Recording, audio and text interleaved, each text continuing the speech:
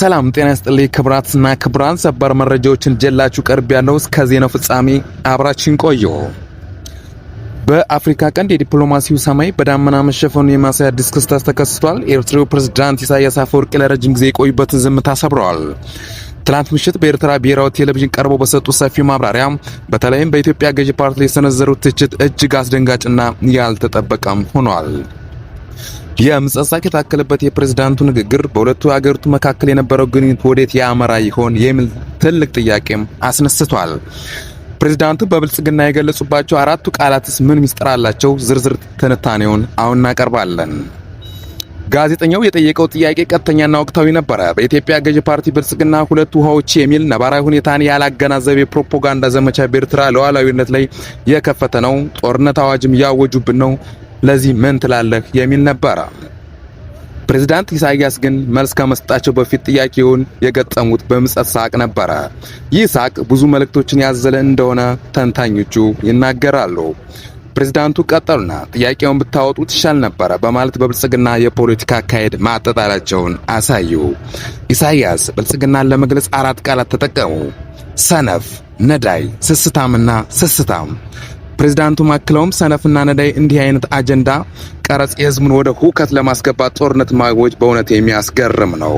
በኢትዮጵያ ብዙ ስርዓቶች አይተናል፣ ጦርነት ሲታወጁም ሰምተናል። እንደዛ አይነት ግን ሰምተን አናውቅም በማለት የብልጽግናን አካሄድ አዲስና አስገራሚም ብለውታል።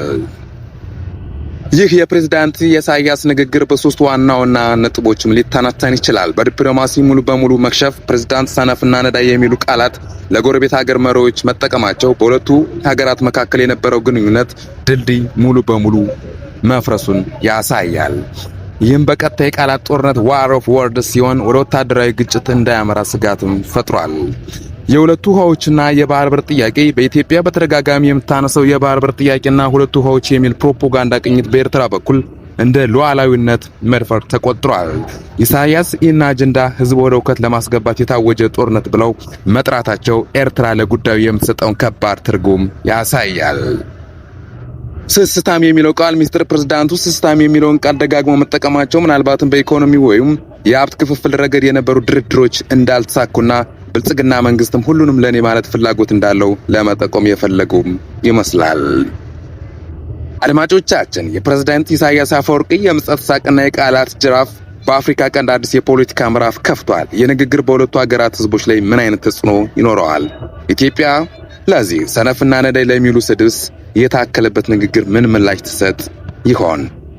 የእናንተስ በፕሬዝዳንት ኢሳያስ ንግግር ላይ ምን ትላላችሁ? አራቱ ቃላት ብልጽግናን ይገልጹታል ወይስ ፕሬዝዳንቱ መስመር አልፈዋል? አስተያየታችሁን በኮሜንት መስጫ ላይ አስፍሩልኝ።